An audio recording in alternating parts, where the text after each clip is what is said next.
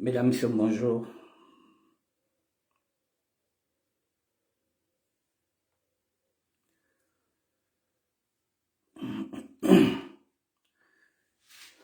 Je vous dis bonjour, Mesdames, Messieurs.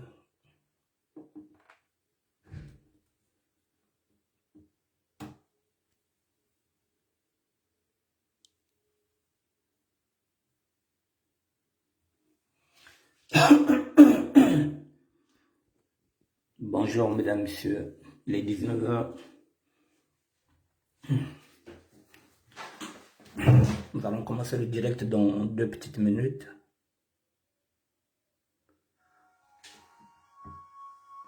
En attendant, je vous fais écouter encore ma musique.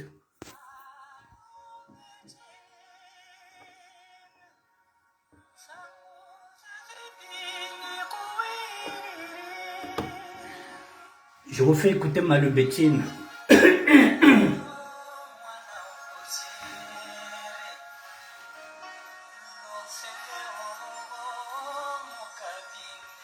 J'avais écrit cette chanson pour les femmes qui jettent les bébés après leur naissance. C'est ma musique.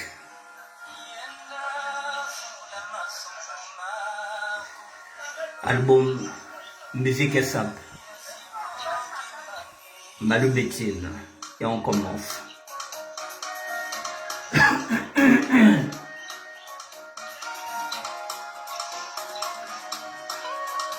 Les femmes qui jettent les enfants.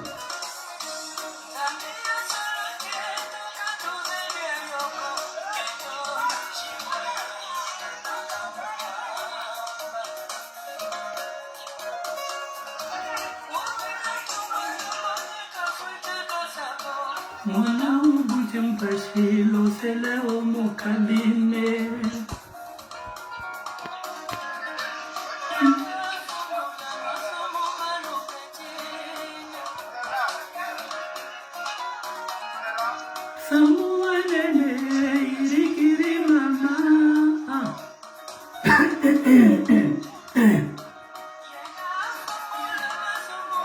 Ne jetez jamais les bébés à la poubelle, mesdames, messieurs. Voici un bébé là. La rumba émotionnelle. Un bébé jeté.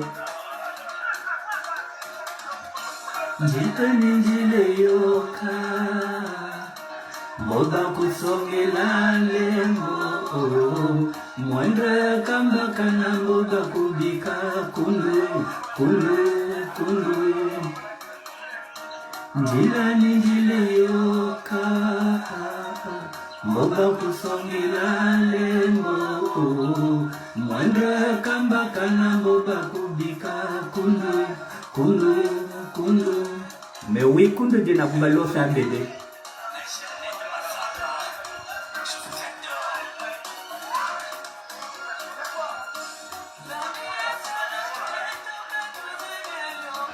Ketombi jikwaye inena kamumamba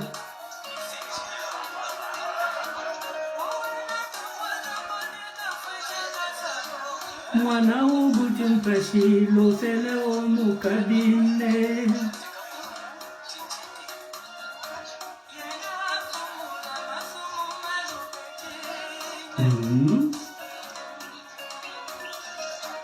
Samuwa nene irikiri mama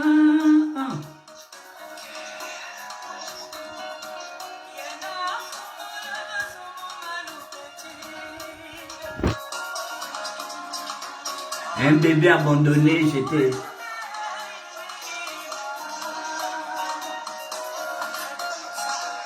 Et le risque est malgré ça.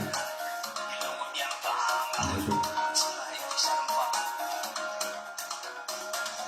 Ansongo bwani Mwana kumubashwa kutilao Ansongo bwani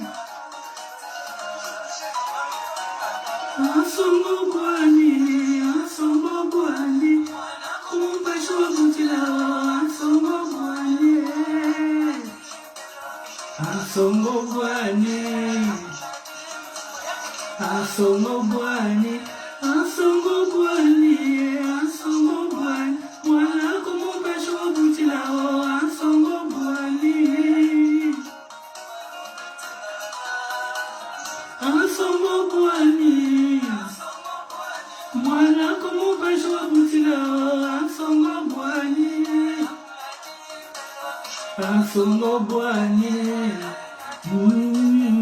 Asongo Bwani, Asongo Bwani, Mwana como cachorro butilao. Kalulo sakani bala. Mwana como cachorro butilao, Asongo Bwani.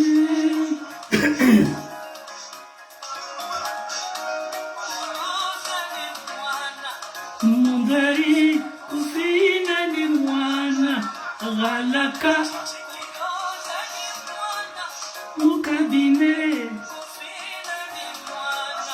Mchari Asongo Bwani, Mwana como cachorro butilao.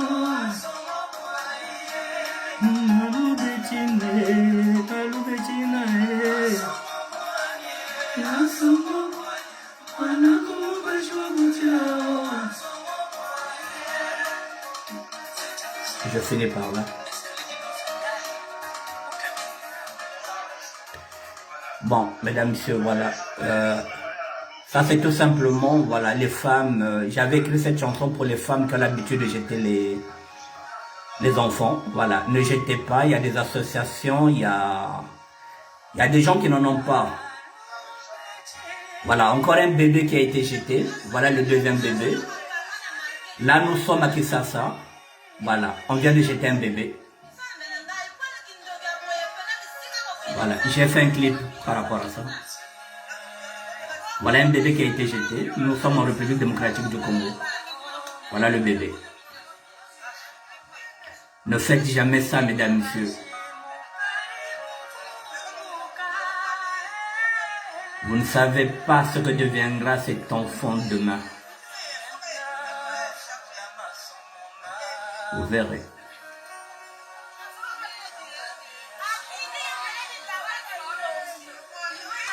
Voilà le bébé.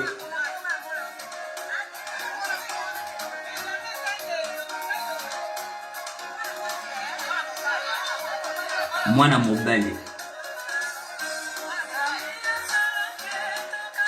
Voilà le bébé jeté, voilà.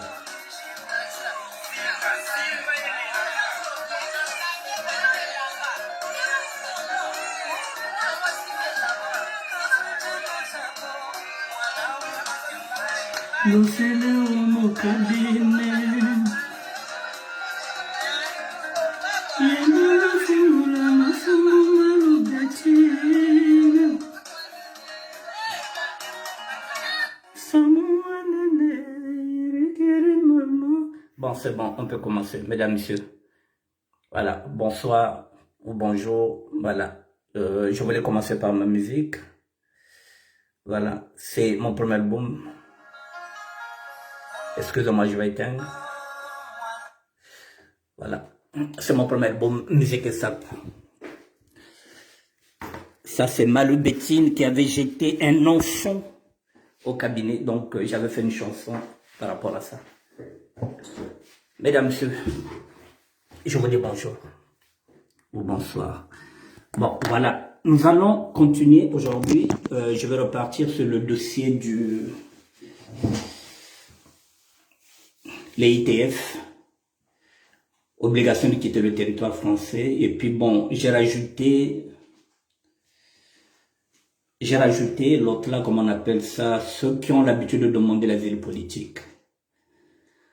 Bon, on commence par l'asile politique. Mesdames, messieurs, lorsque vous demandez l'asile politique, vous savez que l'OFPRA, comme on l'appelle, n'est pas une préfecture. Lorsque vous faites une demande d'asile politique, l'OFPRA vous dirige vers la préfecture. Et la préfecture vous délivre ce qu'on appelle un récépissé de titre de séjour. Je dis bien un récépissé. Un récépissé n'est pas un titre de séjour. On vous délivre un récépissé qui sera renouvelé tous les 4 mois, pendant ce temps que l'OFPRA est en train d'étudier votre dossier. Et vous savez qu'il y a une rémunération qui est là, c'est-à-dire que vous avez une prestation, je ne sais pas, c'est peut-être 300 ou bien 250 € qu'on vous donne, dans l'attente de l'étude du dossier.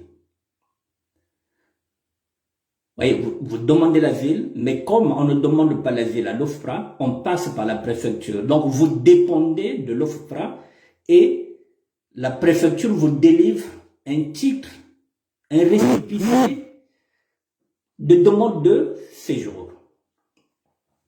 Alors, au bout d'une année ou bien au bout d'une année et demie, l'OFPRA constate que vous n'êtes pas un réfugié politique. Ou bien vous n'avez pas assez d'arguments. Vous n'avez pas assez d'éléments pour qu'il vous donne ce qu'on appelle maintenant l'asile politique. Un titre maintenant qui vous donnera maintenant l'asile politique définitivement. L'asile politique, lorsqu'il est accordé, on vous donne un passeport. Ce passeport, il est écrit, vous pouvez voyager partout sauf dans votre pays d'origine. Donc si vous êtes Congolais de Brazzaville, c'est-à-dire que ce passeport sera bien marqué que vous pouvez voyager dans tous les pays sauf le Congo puisque vous avez demandé l'asile. Donc vous ne pouvez plus aller dans ce pays-là. La démarche est la même. Lorsque vous avez un refus de titre de séjour, la démarche est la même, mais maintenant à l'OFPRA, vous ne faites pas appel. Vous faites ce qu'on appelle un recours. Vous faites un recours à l'OFPRA qui va envoyer ça à un organisme différent de l'OFPRA. Et cet organisme-là, c'est lui qui va statuer s'il faut qu'il saisisse encore l'OFPRA pour dire que non, celui-là c'est vraiment un réfugié politique, vous avez mal statué. En ce moment-là, l'OFPRA vous donne encore la possibilité d'avoir un titre de séjour. Mais vous faites un recours. Et le recours, comme toujours, vous avez 11 jours pour faire un recours lorsque vous avez un refus. Je vais préciser. Sur les 11 jours, mesdames, messieurs, je vous ai dit que la justice, elle est tellement subtile. Sur les 11 jours, ce sont les 11 jours ouvrables. Je vous donne un exemple. Vous avez reçu un refus le premier.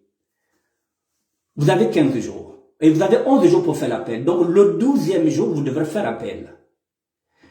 Même maintenant, le préfet ou bien le procureur, lui, dans la semaine, il a seulement 5 jours ouvrables, mesdames, messieurs. Nous avons 5 jours ouvrables.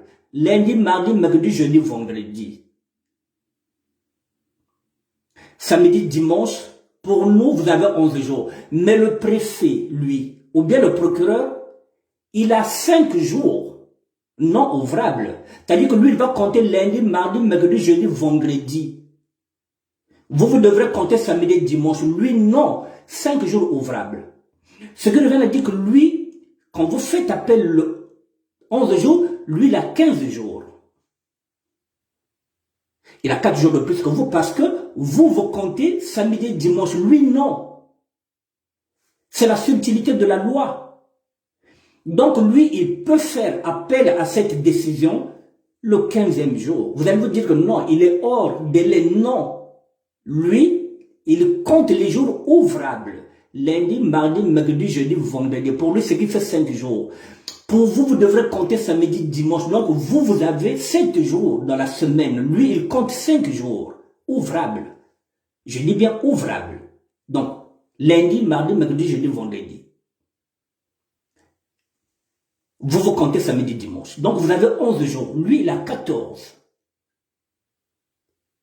Parce que pour lui, samedi, dimanche, c'est pas ouvrable. L'autre samedi, dimanche, c'est pas ouvrable. Donc, il a 4 jours de plus que vous. Lui, les jours fériés, c'est rien. Mais vous, les jours fériés, vous devrez les compter dans les 11 jours. Voilà comment elle est complexe, la loi. Il y a quelqu'un qui me dit, c'est pas 11 jours, pardon, attendez, je vais lire, excusez-moi. Il y a quelqu'un qui, c'est pas 11 jours, mais plutôt 15 jours pour demander l'aide juridictionnelle et 30 jours pour le recours à compter de la date de la notification du registre de l'OFRA. Ok, c'est pas 11 jours, mais plutôt 15 jours pour demander l'aide juridictionnelle. Patrick l'Africain, ok, l'aide juridictionnelle, mais plutôt 15 jours. Bon, je vais vous répondre. Patrick l'Africain, c'est pas 11 jours, mais plutôt la loi. Lorsqu'il y a un jugement, lorsqu'il y a un refus, c'est un jugement. C'est un jugement qui est rendu, c'est un tribunal qui rentre. L'OFRA décide, c'est un jugement qui est rendu. Même si c'est pas un tribunal, c'est un tribunal administratif qui rend un jugement. Tout jugement, c'est 11 jours de délai pour faire appel. Que ce soit administratif ou pas, que ce soit l'OFRA. Maintenant, si vous allez dans les 15 jours, je vous ai dit que les 15 jours, vous allez perdre le temps. Vous avez 11 jours. Considérez que vous avez 11 jours. C'est un jugement. C'est un refus. Vous avez 11 jours. Maintenant, les 15 jours, comme vous dites, si vous prenez ça pour demander l'aide juridictionnelle, mais avant de demander l'aide juridictionnelle, il faut déjà poser une requête. Comment vous allez demander l'aide juridictionnelle si vous ne faites pas appel à quelque chose?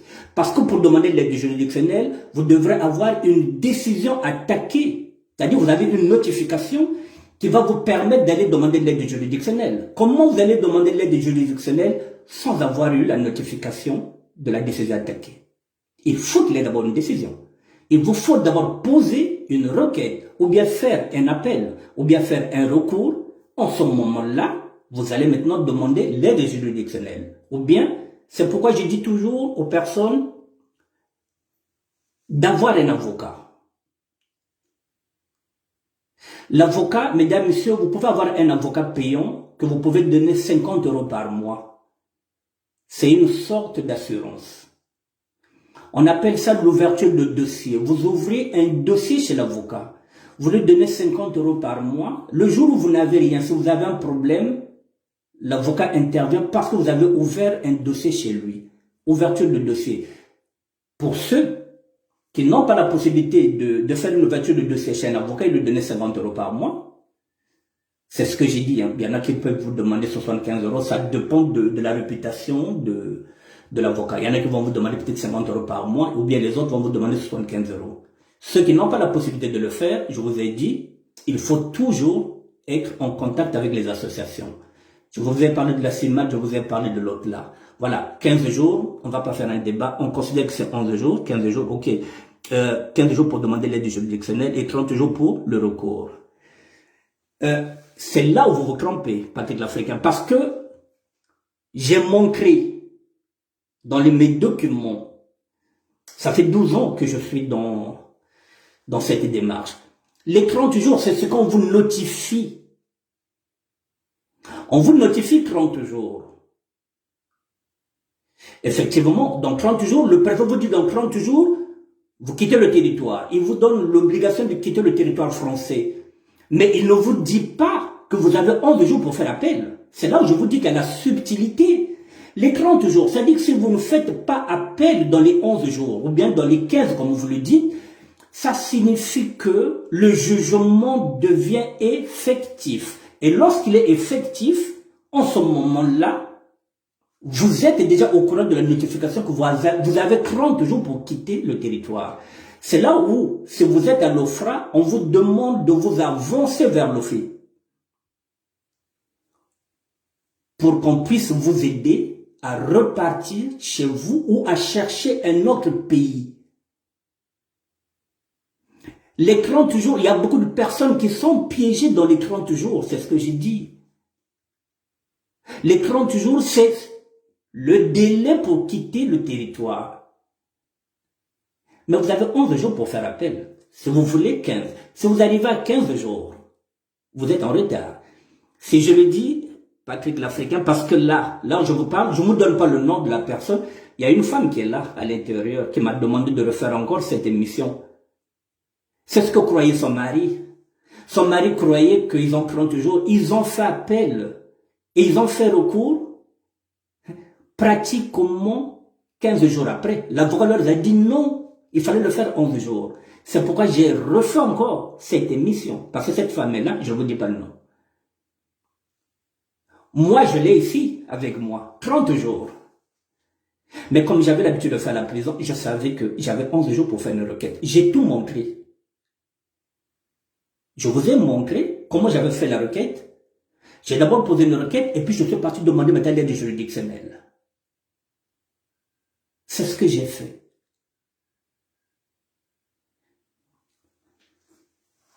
Mais la loi, mais là aussi pareil, je vous apprends que depuis octobre 2020, je n'ai pas la notification du préfet. Quand c'est comme ça, vous n'aurez jamais cette lettre. C'est l'avocat qui me l'a donnée depuis octobre. J'ai tous les courriers. Je reçois tous les courriers, sauf la notification. Ça signifie que vous êtes dans la merde. Maintenant, si vous tombez sur un avocat et qu'on vous arrête et que vous n'avez pas eu la notification, l'avocat va s'opposer à cette notification parce qu'on ne vous a pas notifié avec un accusé de réception. Donc ça signifie que vous ne l'avez pas eu. Donc vous avez le droit de faire une opposition. Tant que vous n'avez pas signé la notification, quand on vous arrête, vous avez le droit de faire une opposition.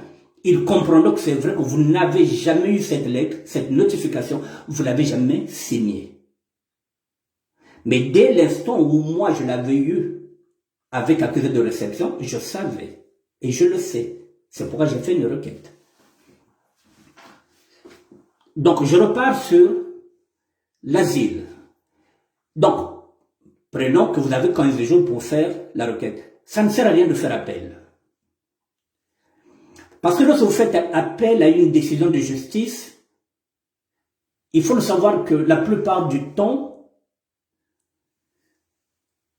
un procureur ne va jamais à l'encontre de la décision du premier procureur. Il se range toujours derrière le premier verdict. C'est pourquoi on vous dit que ça ne sert à rien de faire appel. Il faut faire un recours ou bien il faut faire une requête. Parce qu'il juge le fond. Et dans le fond, le préfet va appliquer les codes.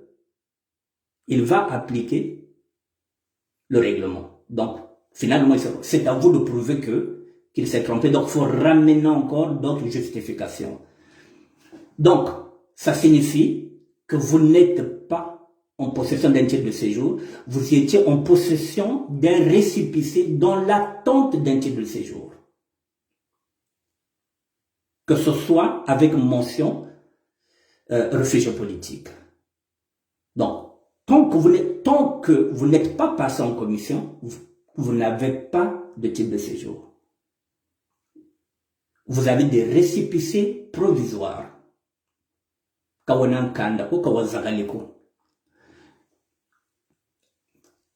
l'OFRA, je repars. Si la requête est encore rejetée, vous avez 6 mois après la requête pour faire, je dis bien 6 mois, excusez-moi, pour faire une demande de réouverture de dossier. Demande de réouverture de dossier. Donc vous attendez 6 mois et vous faites encore une demande de réouverture de dossier. Mais lorsque vous faites une demande de réouverture de dossier, je dis toujours avec un avocat, il faut apporter encore d'autres éléments. Donc ce qui revient à dire que vous apportez par exemple des convocations au niveau du Congo-Brazzaville qui attestent que la sécurité d'État est toujours en train de vous traquer. La sécurité d'État est venue traquer vos familles. Il faut apporter des preuves qu'ils ont arrêté vos familles, que ça continue à faire tout ça. Il faut ramener d'autres preuves pour faire une demande de réouverture de dossier. Sinon, si vous avez toujours les mêmes preuves, ça ne sert à rien de demander. Entre-temps, lorsque vous avez un récépissé, vous pouvez changer de statut. Si entre-temps vous avez un enfant, Vous pouvez changer maintenant de statut. Vous quittez maintenant le statut de réfugié politique et vous devenez maintenant peut-être père d'un enfant français ou bien père d'un enfant, oui, qui est né sur le sol français et la maman a peut-être une carte de séjour de 10 ans. Donc vous pouvez changer de statut parce que vous avez maintenant un enfant. Vous changez de statut, en ce moment-là, on vous donne un récépissé, là où c'est pareil. Autorisation provisoire de séjour, mais plus vous avez un enfant, ils peuvent vous donner avec autorisation de travail. C'est encore une autorisation provisoire de séjour. Je dis bien autorisation provisoire de séjour. Vous pouvez l'avoir. Même pendant 2 ans, on peut vous donner 6 mois, on peut vous donner même 1 an. Mais ce n'est pas encore un acquis, ce n'est pas encore une carte de séjour. La carte de séjour, mesdames, messieurs, c'est quoi? Merci Patrick l'Africain, vous êtes. La carte de séjour, mesdames, messieurs, c'est ce que j'ai demandé moi. On m'a dit qu'il fallait que je prouve, que je ramène des preuves de 10 ans de présence en France. C'est ce que j'ai amené. Mais en ce moment-là, on peut toujours me donner un récépissé de 4 mois, de 4 mois, de 4 mois, de 4 mois, récépissé de demande de carte de séjour. Mais au moment où ils rentrent maintenant en commission de séjour, je dis bien, au bout de 2 ans, on vous donne 6 mois, vous travaillez même, avec autorisation de travail, ok. Mais le jour où ils vont maintenant siéger dans la commission pour voir maintenant si vous êtes apte d'obtenir la carte de séjour, c'est en ce moment-là, mesdames, que ça se joue. Et c'est en ce moment-là qu'ils vont aller chercher maintenant la petite bête pour voir si vous n'avez pas des antécédents. S'il n'y a pas une ITF qui traîne, il y a 15 ans de cela, que vous n'avez pas exécuté. Est-ce que vous n'avez pas des amendes de quelque part? On va aller chercher la petite bête, c'est-à-dire que là, en ce moment, on va chercher. S'il n'y a rien, en ce moment-là, la commission statue que oui, vous êtes apte d'avoir maintenant une carte de séjour, mention, vie privée et vie familiale. C'est là où on peut vous donner 2 ans. Là, c'est un titre de séjour, mesdames, messieurs, parce que vous êtes passé en commission. Et il y en a qui sont étonnés. Vous rentrez en commission, on s'aperçoit que vous avez une ITF. Il y a au moins 12 ans, 15 ans de cela, vous n'avez jamais enlevé. On dit, celui-là n'allait pas être là, mais comment il a fait? Mais parce que vous demandez maintenant un titre de séjour, ils vont maintenant chercher partout. Je vous donne encore un exemple par rapport à ça. Vous avez une carte de 10 ans. Vous voulez maintenant vous demander la nationalité. Ok. Mais ils vont faire des enquêtes maintenant sérieuses, mesdames, messieurs. Parce que vous demandez la nationalité, ils vont maintenant aller fouiller si vous n'avez pas des amendes, si vous payez vos loyers, si vous avez des amendes sur la CNCF, si vous êtes interdit bancaire, parce que vous avez demandé la nationalité, ils vont maintenant aller fouiller pour voir si vous êtes clean. Là aussi c'est pareil. Vous avez un récépissé, maintenant vous faites la demande du titre de séjour, il va aller chercher. Et lorsqu'ils rentrent en commission, moi ils ont dit, vous ne méritez pas la carte de séjour. Ils m'ont donné un refus. Parce qu'ils sont rentrés en commission, mesdames, messieurs. Mais avant, je pouvais faire moi. Pendant une année, j'avais mon petit récépissé, je partais en Italie. Je pouvais aussi travailler avec. Mais ce n'est pas une carte de séjour, mesdames, messieurs. C'est un récépissé provisoire de séjour. Qui peut vous donner aussi l'autorisation de travail parce que vous avez un enfant. Mais rien n'est acquis. Donc vous n'êtes pas passé en commission, je dis, de séjour, rien n'est acquis. Ce qui est acquis, ce sont ceux qui ont leur carte de séjour de 10 ans, de 2 ans. Ça, c'est acquis. Parce qu'il y en a qui se disent, mais oui, mais même quand au Belena, ça fait 2 ans, on a Belena Kanda. Non, quoi, Banan Kanda. Tu avais un titre de séjour, même des noms, mais c'est une autorisation provisoire. C'est pas un titre de séjour. C'est bien décrit, titre de séjour provisoire. Là, je pense que, je dis toujours, Si vous n'arrivez pas à me comprendre, vous posez encore les questions, je reviendrai encore par rapport à ça, ça ne me pose aucun problème. L'ITF,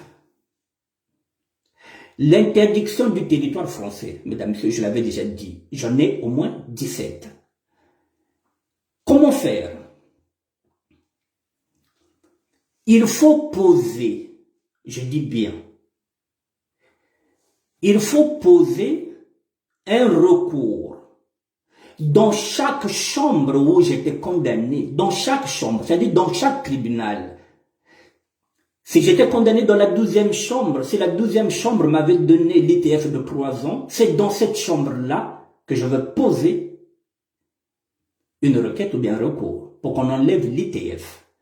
Alors, si je suis passé dans 15 chambres, c'est-à-dire que les chambres de Bobigny, les chambres de Paris, les chambres de Versailles, les chambres de Nanterre, partout où je suis passé où j'ai pris les interdictions, je vous ai dit qu'il y a 2 tribunaux administratifs. Donc, c'est Paris. Le tribunal administratif de Paris, dans la 12e chambre, nous sommes rentrés avec Maître Bokara et un grand moi qui m'a accompagné qui s'appelle Roger Steff. C'est à huis clos. Vous êtes seul avec votre avocat. En face, vous avez le juge. Vous avez tout à l'intérieur. Il faut les convaincre. Il faut montrer patte blanche. Et le recours, à quel moment il faut poser le recours, mesdames, messieurs? Pour qu'il soit déjà recevable. Vous devrez poser le recours 6 mois après la condamnation. 6 mois après la condamnation. Je vous parle de l'ITF, parce qu'il est prononcé au tribunal, l'interdiction du territoire français. Vous devrez poser le recours après 6 mois de la condamnation. Et lorsque vous posez la requête, il faut être soit en prison, soit à l'extérieur de la France. Ce qui revient à dire quoi? Si vous êtes dehors et que si vous avez l'ITF, si vous voulez poser une requête, il faut que vous sortez d'abord. Que vous exécutez d'abord la mesure de l'ITF, que vous sortez du territoire. Vous passez par la frontière, par exemple, de Belgique, vous présentez à la frontière de France que vous avez l'ITF, vous sortez de la France, vous laissez ça à la frontière. La police frontière renvoie ça au préfet pour dire que un tel est sorti. En ce moment-là, en Belgique, vous pouvez maintenant poser une requête 6 mois après la condamnation, mais il faut être à l'extérieur. À l'intérieur, vous êtes ici, à l'intérieur, vous êtes libre, vous posez une requête, elle sera irrecevable. Moi, j'ai posé la requête en prison, mesdames, messieurs. Après 6 mois, j'ai posé la requête. Ce qui revient à dire que vous devrez fournir tous les documents qu'on vous demande, y compris le passeport. Ça signifie que si la requête ou bien le recours n'est pas accepté, ils vous ont déjà entre leurs mains. Vous êtes en prison. Donc si c'est refusé, mais vous avez déjà fourni tous les documents qui prouvent que vous êtes congolais. En ce moment-là, dès que vous sortez de la prison, comment on l'appelle, comment on l'appelle? Le consul ne peut plus refuser de vous délivrer un laissez-passer ou bien un sauf-conduit tenant lieu de passeport qui va vous ramener au Congo, puisque vous avez apporté toutes les preuves que vous êtes congolais, que vous avez des enfants, que vous avez ceci. Mais il faut être en prison. Ou vous êtes en prison, ou vous êtes à l'extérieur. Donc moi, ma requête a été recevable, elle a été acceptée déjà pour être recevable parce que j'étais en prison. Donc si j'avais raté, s'ils avaient refusé de m'enlever les ITF, mesdames, messieurs, aujourd'hui je ne serais pas ici, je serais au Congo-Brazzaville. Parce que j'avais tout donné. J'ai donné les papiers de mes enfants, j'ai donné mon acte de naissance, j'ai donné ma carte consulaire. Et la carte consulaire, tout ce que j'avais donné était enregistré au niveau de l'ambassade. Donc j'ai joué à quitte double. Mais je vous le dis, je vous le répète, si j'ai joué à quitte double, c'est parce que j'avais déjà discuté avec Maître Bokar. C'est un avocat juif avec lequel que j'ai fidélisé pendant 17 ans. Nous avons discuté. Je lui ai dit, mec, est-ce que je ne risque pas d'être renvoyé si je fournis tous les documents? Il m'a dit, on va voir. Il m'a garanti qu'on allait gagner. C'est pourquoi j'ai donné tous les documents. Avec un avocat avec lequel j'avais pendant 17 ans. Sinon, je n'allais pas prendre le risque. Vous voyez, quand on pose une... Ça, c'est l'ITF. À partir du moment où la Chambre administrative de Paris a enlevé toutes mes interdictions, je dis bien toutes mes interdictions. Donc, c'est le tribunal administratif de Paris qui va maintenant dispatcher dans toutes les chambres où j'étais passé, que ce soit à Bobigny, que ce soit à Versailles, que ce soit à Nanterre, dans toutes les chambres où on m'avait donné, c'est dans toutes les chambres que l'autre là va donner pour qu'il sache que je n'ai plus d'ITF. En ce moment-là, je peux aller me présenter maintenant à la préfecture, mesdames, messieurs, parce que je n'ai plus rien. Mais tant que vous avez une ITF, je vais vous expliquer pour que vous compreniez. Je regarde l'heure pour vous libérer, ne quittez pas. 40 minutes. Mesdames, messieurs, l'ITF. Vous êtes interdit bancaire. Vous êtes fiché à la Banque de France. Dites-moi, quelle est la banque qui peut vous ouvrir un compte? Aucune banque ne vous ouvrira un compte parce qu'on vous dira que vous êtes fiché à la Banque de France. À la rigueur, la Banque de France peut vous autoriser d'ouvrir un compte. C'est la Banque de France qui vous dira où vous allez ouvrir un compte. Mais on ne vous donnera pas un chéquier, puisque vous êtes déjà interdit bancaire, parce que vous travaillez, on vous donnera une carte électron. Parce que la République dit qu'on ne peut pas garder l'argent dans la maison. Donc, la loi stipule, oui, vous devrez avoir un compte, mais c'est la Banque de France qui va vous dire, allez dans tel compte, allez dans telle banque. Et la Banque de France envoie un courrier dans cette banque-là pour dire, ouvrez-lui un compte, puisqu'il travaille. Mais vous n'aurez pas un chéquier.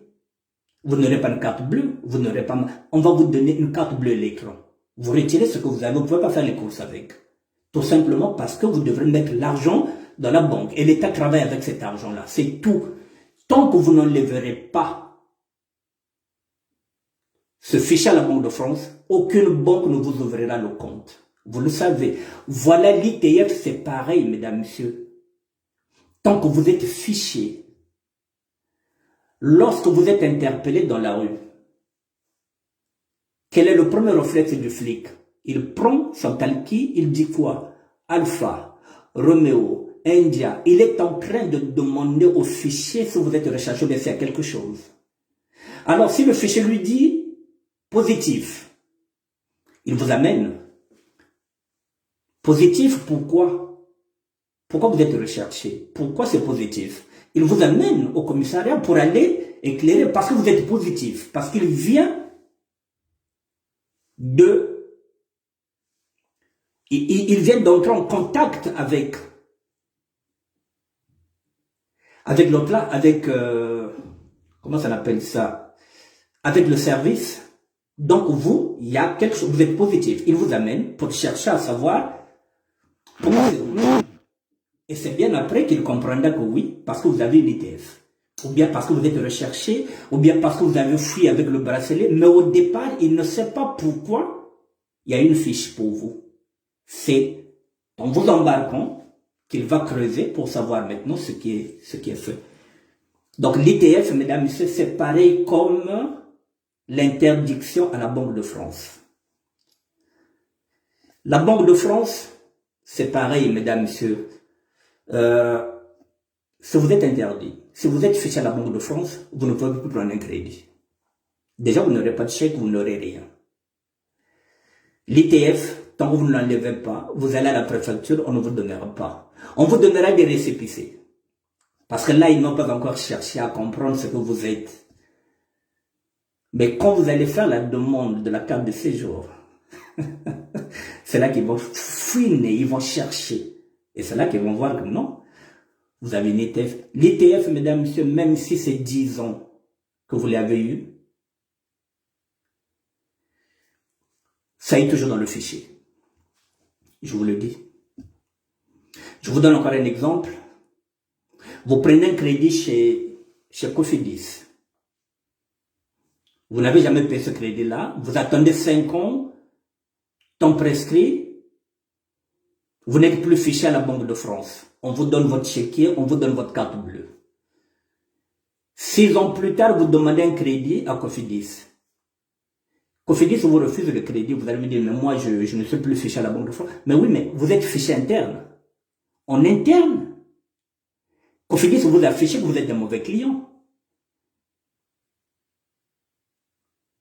Mais pourtant, vous n'êtes plus fiché à la Banque de France. Mais vous êtes fiché en interne. Mais vous allez vous dire, mais c'est pas possible, mais j'ai pris un meuble chez l'autre là, comment on appelle ça, chez Conforama.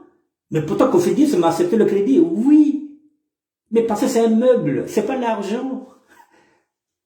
Les gens n'ont pas l'argent pour acheter les meubles. Donc là, c'est ce qu'on appelle un crédit à la consommation. Cofidis finance ça parce que il est actionnaire, il travaille avec Conforama. Donc, quelqu'un veut prendre un frigo. Le frigo coûte, par exemple, 800. C'est pas des choses qu'on achète cash. On prend ça par crédit. Crédit à la consommation, il va accepter. Mais lorsque vous allez demander l'argent, c'est là que vous comprenez pas, vous dites, oh, à mes crédits, il y a un bon, il est bon, mon Conforama, mais oui, crédit à la consommation. Oh, mais moi, j'ai fait 2 ans avec mon titre de séjour. Non, ce n'était pas un titre de séjour, il était provisoire. Kawaba ankanda, kawaba wazagalok. Ezalika mukandate, ndane fandate. Yamona bazolo banabino que, so bazana basi na pale, o bazina opesa bino mikanda, opesa bango respect. Botosa. So bazana mibali na pale o bazana posa ba pesa bino mikanda. Bo respecter mibali wana, botosa. Voilà. Je pense que j'ai répondu à vos questions. L'obligation maintenant, on repart maintenant sur l'obligation de quitter le territoire. L'obligation de quitter le territoire, là encore je vous l'ai dit, c'est pas un délit. Ça c'est le préfet qui vous le donne. Ce n'est parce qu'il a un excès de loi. Il en fait ce qu'il veut lorsque vous êtes dans un département. Je vous ai dit que il y a des préfets. Vous pouvez venir là aussi. Vous avez ce qu'on appelle une autorisation provisoire de séjour, je vous l'ai dit. Vous arrivez en prison et votre type de séjour est périmé à l'intérieur. Le préfet profite de vous mettre l'OQT. Il profite de vous mettre l'OQT. Maintenant, si vous ne connaissez pas vos droits, il vous embarque. C'est pourquoi je vous avais dit que si vous êtes en prison, avant de sortir, vous demandez une permission auprès des instances qui sont là-bas pour aller prendre un rendez-vous à la préfecture. Rien qu'avec le rendez-vous, si vous sortez, le préfet ne peut pas vous emmerder. Mais si vous vous dites qu'il n'y a pas de problème, bon, c'est périmé en prison, avant, oui. Même si la carte de séjour était périmée en prison, vous partez avec, comment on appelle ça, le billet de sortie. Parce que le billet de sortie, à l'intérieur, on verra la date où vous étiez arrêté et la date où vous êtes sorti. Donc, ce qui revient à dire que si vous n'êtes pas parti à la préfecture pour aller renouveler, c'est parce que vous étiez en prison. Mais les temps ont changé, mesdames, messieurs. Les temps ont changé. Tout est fourbe maintenant. Tout est fourbe. Tout est prétexte pour vous retirer les papiers. Donc, c'est à vous de faire attention, de faire très, très attention. Voilà. De faire très attention. Donc, l'OQT, je le dis, c'est le préfet. Mais lorsque le préfet vous le donne, je reviens sur ce que disait le frangin, il vous dit, vous avez 30 jours pour quitter. Mais il ne vous dit pas que vous avez 11 jours pour faire appel. Il vous laisse dans l'ignorance, vous dites, oh bon, mais j'ai 30 jours. Non. Si vous ne faites pas appel dans 11 jours, la condamnation devient définitive. En ce moment-là, ça signifie que vous avez accepté le verdict du tribunal. Or, vous ne savez pas. Mais là encore, c'est ce que je vous dis. Si vous avez un avocat, il peut rentrer dedans parce qu'il y a jurisprudence, puisqu'on ne vous a pas notifié, on ne vous a pas dit vos droits. Et encore, c'est pourquoi je vous ai dit, prenez un avocat que vous allez payer au moins 50 € par mois. Chaque fois que vous aurez un courrier qui concerne l'administration, vous le présentez à l'avocat. Et c'est l'avocat qui vous dira quelle est la démarche à faire. Si vous n'avez pas l'argent pour payer un avocat par mois, avancez vers les associations. Toutes les associations ont des avocats, que ce soit Emmaüs, que ce soit la Croix-Rouge, que ce soit le Secours populaire, ils ont des avocats. Si vous êtes à Emmaüs, ils ont des avocats qui peuvent vous accompagner, qui peuvent vous orienter. N'allez pas seul. Ou à défaut, 50 € bien 75 €, vous donnez un avocat, vous faites une ouverture de dossier, comme ça chaque fois que vous aurez un problème, l'avocat peut déjà intervenir avant que vous le payiez parce que vous êtes déjà un client. Voilà comment ça se passe, mesdames et messieurs. C'est ce que je faisais. Il y a des moments où je n'avais pas l'argent pour payer l'avocat, mais comme j'avais ouvert mon dossier chez lui, donc il arrivait que parfois Maître Bokara pouvait venir plaider, et puis je payais une fois dehors, parce qu'il savait que j'étais son client, je l'ai toujours payé. Voilà. Mais ça, c'est une assurance que vous avez avec l'avocat. Donc c'est à vous de voir comment vous allez fonctionner avec lui. 50 € bien 75 €. Vous verrez combien vous pouvez donner à un avocat. Si vous êtes capable de le faire, vous le faites. Mesdames, messieurs, je regarde l'heure. Voilà, comme je dis. Pardon, excusez-moi. Voilà, je vous libère dans 2 petites minutes parce que bientôt 20 h, vous allez regarder le journal. Ces dossiers-là, je vais conclure en disant que chaque titre de séjour est étudié individuellement. C'est pourquoi ils disent cas par cas. Parfois, les cas que je suis en train de dire ne vous concernent même pas. Alors, moi là, je parle en général.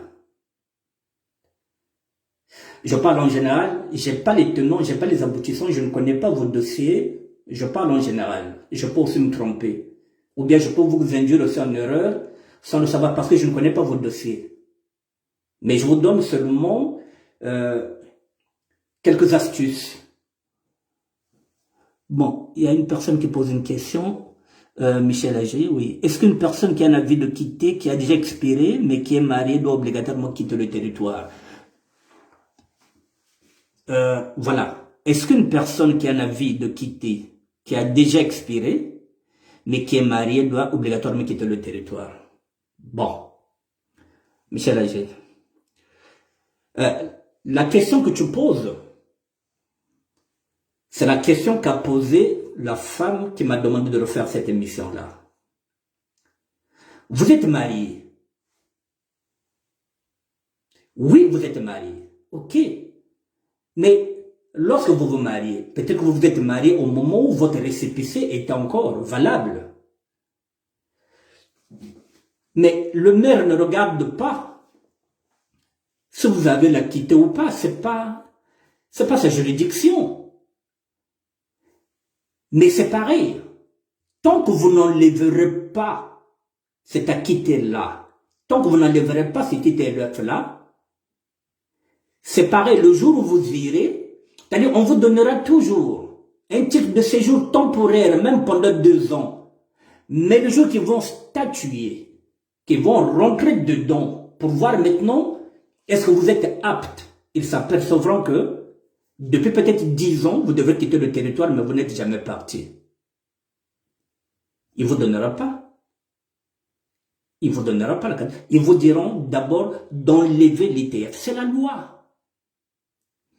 Vous êtes interdit bancaire. Vous êtes fiché à la Banque de France. Vous avez donné un chèque, peut-être sans provision. Tant que ce chèque-là, vous n'allez pas le régler. Ce n'est pas le montant du chèque. Il y en a qui sont interdits bancaires pour un chèque de 10 €.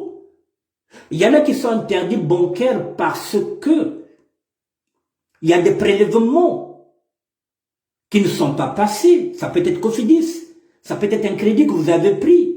Par exemple, à Sofinco, pendant 2 mois, 3 mois, vous n'avez pas pu payer ces prélèvements-là. Mais Sofinco signale la Banque de France et Sofinco vous met comme un mauvais payeur. Vous devenez maintenant fiché à la Banque de France. Donc, tant que vous n'allez pas ramener ce chèque-là à la Banque de France, même si c'est 10 €, aucune banque ne vous prêtera, aucune banque ne vous ouvrira un compte, aucune banque ne vous donnera un crédit parce que vous êtes fiché. La préfecture ne vous donnera jamais un titre de séjour tant que vous avez un à quitter. L'obligation de quitter le territoire, il n'est que valable 1 an à partir de la date où vous l'avez notifié. Parce que ce n'est pas une loi. 1 année. Si pendant 1 an, il ne vous attrape pas, c'est fini, vous pouvez repartir à la préfecture. Mais l'ITF, il est prononcé, c'est un délit, c'est un complément d'un délit. Je faisais des délits. Et après ces délits-là, on me donnait une peine assortie d'une ITF. Les autres n'ont pas d'ITF. On leur donne un délit parfois assorti d'une mesure, par exemple, comment on appelle ça, avec sursis. On te dit, par exemple, vous êtes condamné à 5 ans d'emprisonnement ferme, dont 2 ans avec sursis. Et moi, on ne pouvait pas me donner de sursis parce que je n'avais pas de papier. Donc, on me disait toujours, par exemple, 5 ans d'emprisonnement ferme, plus 10 ans d'interdiction du territoire français. Donc, dès que tu sors de la prison, on vient te chercher. Donc, il fallait tout dégager. Bon. Comment procéder pour l'élever, la quitter, car j'ai un frère qui tourne en rond avec son avocat. J'ai dit que pour faire un recours, pour faire une requête, pour enlever une interdiction, 6 mois après la condamnation. Donc si c'est une condamnation qui date déjà, par exemple, si c'est une condamnation qui... excusez-moi. Si c'est une condamnation qui date déjà d'1 an, vous avez le droit de poser une requête dans la chambre où a été prononcé l'ITF. 6 mois. Mais je vous ai dit que parfois il est irrecevable parce que il faut être à l'extérieur. Parfois, on vous dit que c'est irrecevable. Quand on voit que vous êtes à l'intérieur, que vous n'avez pas exécuté la loi, et que vous êtes encore là, mais vous posez une requête, elle peut être irrecevable. C'est là où je vous parle de la subtilité de la loi. Moi, je l'ai fait parce que j'étais en prison. C'est ce qu'ils veulent. Vous donnez tout. Vous êtes entre leurs mains. S'il y a un refus, on vous embarque. On sait où vous cherchez. On sait que vous êtes à Fresnes. Vous êtes au Congo-Brazzaville, vous exécutez déjà, vous attendez. 6 mois, vous posez la requête là-bas. Vous croyez que si vous êtes au Congo-Brazzaville, la France, le préfet va vous dire oui, revenez, on accepte votre requête. C'est une façon de vous baiser la gueule. Donc, si vous avez des droits, si vous avez des enfants ici, c'est ici qu'il faut se battre. Mais il y a des avocats spécialisés. Il y a des avocats spécialisés. Il faut tomber sur des avocats spécialisés. Si vous prenez un avocat qui est spécialisé, par exemple, en stupéfiants, vous allez lui dire que j'ai un problème de papier. Il va vous dire oui, je vais le résoudre. Mais ce n'est pas sa juridiction. Parfois, il n'est pas fort. Il va vous prendre l'argent pour rien. C'est pas sa juridiction. Il est fort en matière de stup. Donc, il faut chercher les spécialistes.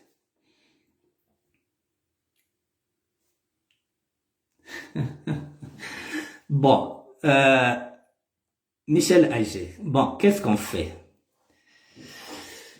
Je vais vous laisser. Qu'est-ce qu'on fait? Est-ce que... Bon, si vous avez des questions, posez-les.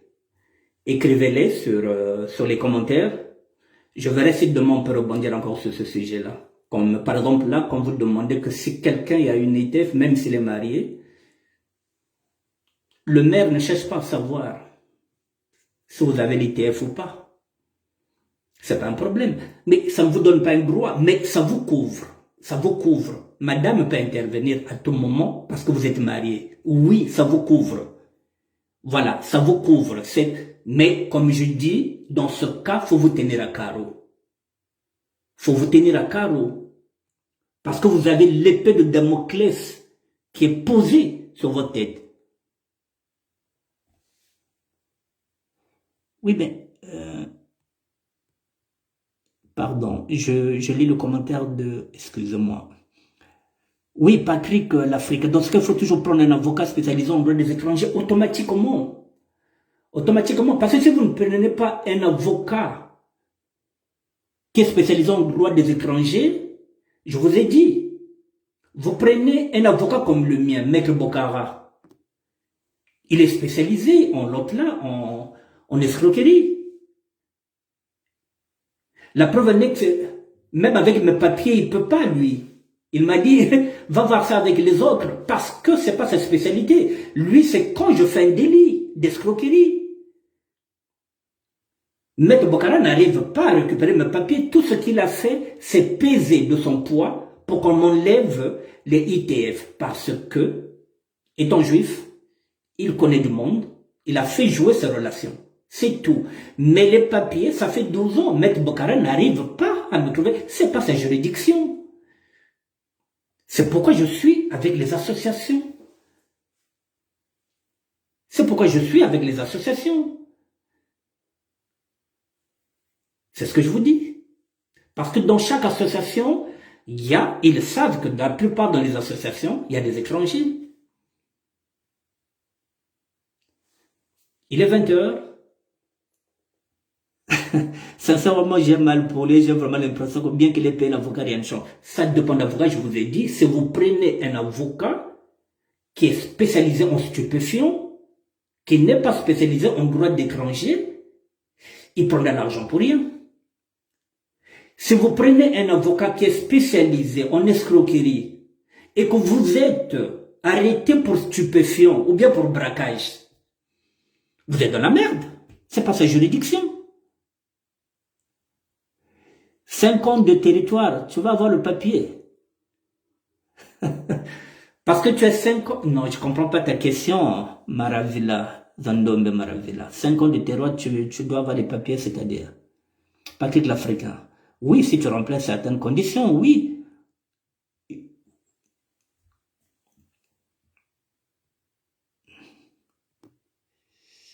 N'oubliez pas aussi que les avocats sont des escrocs.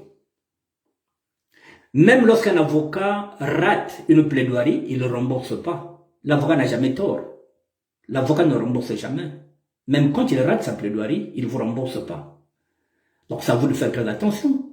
Il n'y a pas plus escrocs que les avocats. Ils disent déjà maintenant sur un sujet. Ils vous disent toujours que oui, je peux. Surtout lorsqu'ils viennent en robe noire, ils ont la prestance, ils sont forts en gueule. Vous allez croire que en 48 heures, il va débloquer la situation. Non, il veut d'abord toucher l'argent. Dès qu'il va toucher l'argent, parfois quand vous l'appelez, il est injoignable. Faites attention. Maintenant, je vous dis, posez les questions. Je vais regarder les questions. Et puis, demain, je reviens sur ce même sujet. Posez les questions. Posez-les. Et puis, demain, je répondrai par rapport à vos questions. Voilà. 5 ans de territoire. Est-ce que tu peux avoir le papier? Là, je ne comprends pas bien la question. Voilà. Je vais essayer de reformuler la question pour que je comprenne, pour que je puisse répondre demain. Demain, je répondrai spécialement aux questions que vous allez écrire. S'il y a 10 questions, je répondrai aux 10 questions. Voilà. Donc, Tout à l'heure, je vais aller manger. Quand je reviendrai, je vais lire. Si vous avez des questions, je vais les relever. Et demain, je reviendrai encore sur le même sujet avec les questions que vous posez et je reviendrai demain. Voilà. Quelles sont les conditions? Des conditions lesquelles? Je reviendrai demain sur ça. Voilà. Je vous dis bonsoir, mesdames, messieurs. Donc, posez les questions et puis demain, je répondrai aux questions. Allez, bonne soirée, messieurs, dames. Ah, Ectodine Gaka n'est pas. Ah, le goût de ça. Ok. Tout le